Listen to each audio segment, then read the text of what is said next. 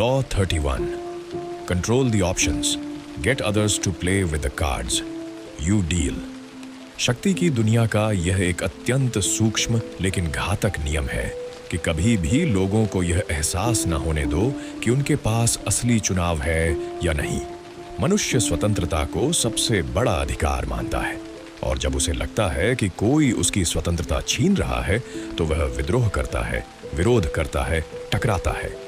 लेकिन जब वही व्यक्ति यह मानने लगता है कि वह स्वयं निर्णय ले रहा है, तब वह सबसे आसानी से नियंत्रित किया जा सकता है। लॉ 31 यही सिखाता है कि सामने वाले को विकल्प दो, लेकिन ऐसे विकल्प जिनकी हर राह अंततः तुम्हारे ही लाभ की ओर जाती हो। यह नियम यह नहीं कहता कि तुम किसी पर सीधे आदेश थोपो, बल्कि यह सिखाता है कि तुम स्थिति को ऐसे डिजाइन करो कि सामने वाला जो भी चुने परिणाम तुम्हारे पक्ष में जाए। नियंत्रण का यह सबसे परिष्कृत और सुरक्षित रूप है, क्योंकि इसमें विरोध नहीं होता, विद्रोह नहीं होता और दुश्मनी नहीं बनती। सामने वाला यह मानता है कि निर्णय उसी का है, जबकि वास्तव में उसने वही चुना होता है जो तुम पहले से तय कर चुके होते हो। रॉबर्ट ग्रीन इस कानून को समझाने के लिए इतिहास का एक अत्यंत प्रसिद्ध और गहरा उदाहरण देते हैं, फ्रांसीसी सम्राट लुई 14वें का। लुई 14वें एक अत्यंत चालाक शासक थे। वे जानते थे कि यदि वे अपने दरबारी अमीरों पर सीधा नियंत्रण करेंगे तो वे विद्रोही बन सकते हैं। इसलिए उन्होंने उन्हें सीधे आदेश देने के बजाय विकल्प दिए। उन्होंने दरबार में रहने को ही सबसे बड़ा सम्मान बना दिया। अब अमीरों के सामने दो ही विकल्प थे, या तो दरबार में रहो और राजा के करीब रहो, या दरबार से दूर जाकर अपने प्रभाव और सम्मान को खो दो। तकनीकी रूप से दोनों विकल्प खुले थे, लेकिन वास्तविकता में केवल एक ही विकल्प व्यवहारिक था। इस तरह राजा ने बिना किसी जबरदस्ती के पूरे अभिजात वर्ग को अपने नियंत्रण में कर लिया। यह कानून यह दिखाता है कि असली शक्ति वह नहीं होती जो लोगों को झुका दे, बल्कि वह होती है जो लोगों को यह विश्वास दिला दे कि वे स्वयं झुक रहे हैं। लोग अपने निर्णयों पर गर्व करते हैं और वही गर्व उन्हें सबसे गहरी जंजीरों में बांध देता है। लॉ 31 का एक और अत्यंत प्रभावशाली उदाहरण ओटो वॉन बिस्मार्क से जुड़ा है। जब वे जर्मनी के एकीकरण की प्रक्रिया में थे, तब उन्हें कई छोटे राज्यों को अपने साथ जोड़ना था।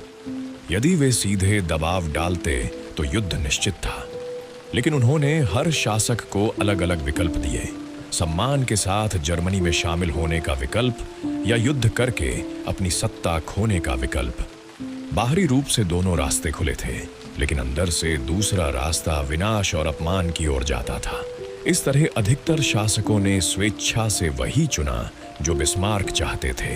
यह नियम केवल राजनीति या युद्ध तक सीमित नहीं है, यह रोजमर्रा के जीवन में भी उतना ही प्रभावी है। जब कोई व्यक्ति किसी को सीधा आदेश देता है तो सामने वाला या तो झुकता है या टकराता है, लेकिन जब वही बात विकल्प के रूप में रखी जाती है तो व्यक्ति सहज रूप से सहयोग करने लगता है। उदाहरण के लिए, यदि किसी कर्मचारी को कहा जाए कि यह काम करना ही होगा तो उसमें प्रतिरोध पैदा होगा, लेकिन यदि उससे कहा जाए कि यह काम अभी करना बेहतर रहेगा या शाम तक करना बेहतर रहेगा, तो वह सहज रूप से सहयोग करने लगेगा।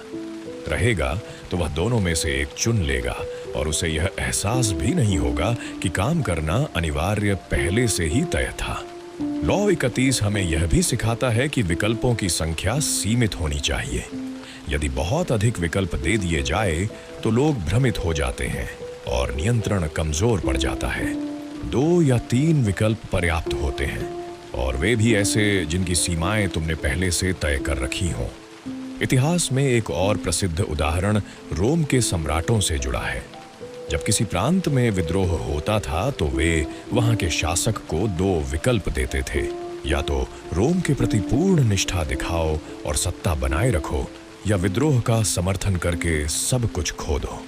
कागज पर यह चुनाव उस शासक का होता था, लेकिन वास्तव में उसका निर्णय पहले से ही तय करा दिया गया होता था। यह कानून मानव मनोविज्ञान की एक गहरी सच्चाई पर आधारित है। मनुष्य को यदि यह लग जाए कि वह स्वयं निर्णय ले रहा है, तो वह उस निर्णय की रक्षा भी स्वयं करता है। वह उसका बचाव करता है, उसके लिए तर्क गढ़ता है और उसे सही साबित करने की कोशिश करता है। इस प्रकार वह स्वयं ही तुम्हारे नियंत्रण को मजबूत करता चला जाता है। लॉ 31 यह भी बताता है कि कभी कभी सामने वाले को ऐसा विकल्प भी देना चाहिए जो देखने में उसके पक्ष में लगता हो, लेकिन जिसमें छिपा हुआ भारी नुकसान हो। लोग अक्सर तुरंत मिलने वाले छोटे लाभ के लिए भविष्य के बड़े नुकसान को अनदेखा कर देते हैं। चतुर व्यक्ति इसी कमजोरी का उपयोग करता है। व्यापार की दुनिया में यह नियम सबसे अधिक इस्तेमाल किया जाता है। ग्राहक को 2 महंगे विकल्प दिखाए जाते हैं ताकि उसे मध्यम विकल्प सस्ता लगने लगे, जबकि असल लक्ष्य वही मध्यम विकल्प बिकवाना होता है। ग्राहक यह मानता है कि उसने समझदारी से चुनाव किया, जबकि वास्तव में उसने वही चुना जो व्यापारी पहले से तय कर चुका था। लॉ 31 का एक और गहरा पहलू यह है कि यह व्यक्ति को अपराध बोध से भी मुक्त कर देता है, क्योंकि जब लोग स्वयं कोई रास्ता चुनते हैं तो वे बाद में उसके परिणामों की पूरी जिम्मेदारी भी स्वयं लेते हैं। वे तुम्हें दोष नहीं देते, वे किस्मत, परिस्थितियों या अपनी गलती को दोष देते हैं। इस तरह तुम नियंत्रण में रहते हुए भी दोष मुक्त बने रहते हो। यह नियम यह भी सिखाता है कि नियंत्रण हमेशा प्रत्यक्ष नहीं होना चाहिए। प्रत्यक्ष नियंत्रण विरोध पैदा करता है, अप्रत्यक्ष नियंत्रण आज्ञाकारिता। विकल्प देकर नियंत्रण करना व्यक्ति को मानसिक रूप से बंधक बनाता है, जबकि उसे यह भ्रम भी देता है कि वह स्वतंत्र है। यह रहा लॉ 31 का पार्ट 2। पूरा विस्तार केवल पुस्तक पर आधारित बड़े पैराग्राफ में ऑडियो रेडी हिंदी स्क्रिप्ट। इसे सीधे पार्ट 1 के नीचे पेस्ट करें। इसके बाद लॉ 38 पूरी तरह समाप्त हो जाएगा। लॉ 38 का सबसे गहरा सिद्धांत यह है कि मनुष्य को गुलाम बनाने के लिए जंजीरों की आवश्यकता नहीं होती, केवल चुनाव का भ्रम पर्याप्त होता है। रॉबर्ट ग्रीन यह स्पष्ट करते हैं कि इतिहास के सबसे शक्तिशाली शासकों ने कभी भी सीधे आदेशों से शासन नहीं किया, बल्कि उन्होंने लोगों को ऐसी परिस्थितियों में पहुंचा दिया जहां उनके पास वही चुनने के अलावा कोई वास्तविक विकल्प बचता ही नहीं था जो शासक चाहता था। इसी कारण यह नियम शक्ति की दुनिया के सबसे सुरक्षित और सबसे प्रभावी नियमों में गिना जाता है, क्योंकि इसमें विरोध नहीं होता, टकराव नहीं होता और शत्रुता भी जन्म नहीं लेती। प्राचीन चीन के दरबारों में यह तकनीक पूर्णता के साथ विकसित हो चुकी थी। सम्राट अपने मंत्रियों को कभी भी स्पष्ट निर्देश नहीं देते थे, वे केवल संभावनाएं रखते थे। जैसे कि किसी मंत्री को 2 प्रांतों का नाम देकर कहा जाता था कि वह इनमें से किसी एक की जिम्मेदारी चुन ले, परंतु दोनों प्रांत पहले से ही या तो वित्तीय संकट में होते या राजनीतिक विद्रोह की कगार पर। मंत्री जो भी चुनता वह कठिनाई में ही फंसता, और यदि वह असफल होता तो सम्राट निर्दोष रहता, क्योंकि निर्णय तो मंत्री ने स्वयं लिया था। इस प्रकार सत्ता में बैठा व्यक्ति अपने हाथ स्वच्छ रखता था और बलि का पात्र नीचे का व्यक्ति बनता था। लॉ 31 का एक अत्यंत सूक्ष्म उदाहरण पोपों की राजनीति में भी मिलता है। मध्य युग में जब पोप को किसी राजा को अपने पक्ष में करना होता था तो वह उसे 2 धार्मिक विकल्प देता था, जिनमें से दोनों ही चर्च के लिए लाभदायक होते थे।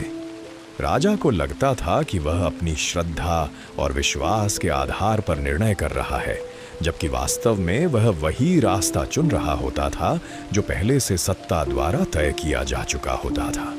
इस प्रकार धर्म, सत्ता और भ्रम एक साथ मिलकर नियंत्रण का सबसे मजबूत तंत्र बनाते थे। रॉबर्ट ग्रीन यह भी बताते हैं कि विकल्प का भ्रम केवल बड़े निर्णयों में ही नहीं, बल्कि छोटे छोटे रोजमर्रा के व्यवहारों में भी अत्यंत प्रभावी होता है। माता पिता अपने बच्चों से यह नहीं कहते कि पढ़ाई करनी ही है, बल्कि वे यह कहते हैं कि पहले गणित पढ़ोगे या पहले विज्ञान। बच्चा यह मान लेता है कि उसने स्वयं निर्णय लिया है, जबकि सच्चाई यह होती है कि पढ़ाई करना पहले से अनिवार्य था। यही तकनीक आगे चलकर राजनीति, व्यापार, विवाह, मित्रता और कार्यस्थल सभी जगह प्रयुक्त होती है। फ्रांस के राजा लुई 14वें ने इस कानून का प्रयोग केवल दरबारी अभिजात वर्ग पर ही नहीं, बल्कि सेनापतियों और सेनाओं पर भी किया। जब किसी जनरल को युद्ध में भेजना होता था तो उसे 2 अभियानों में से एक चुनने का अवसर दिया जाता था, जबकि दोनों ही अभियानों का उद्देश्य राजा की शक्ति को मजबूत करना होता था। जनरल यह मानता था कि वह अपनी रणनीति से युद्ध चुन रहा है, जबकि वास्तव में वह राजा की योजना का ही एक मोहरा होता था। इस प्रकार राजा की सत्ता बढ़ती गई और विरोध की कोई सीधी संभावना नहीं बनी। लॉ 31 यह भी सिखाता है कि जब कोई व्यक्ति विकल्प चुनता है तो वह उस विकल्प का मानसिक स्वामी बन जाता है। वह उसकी रक्षा करता है, चाहे वह विकल्प गलत ही क्यों ना हो।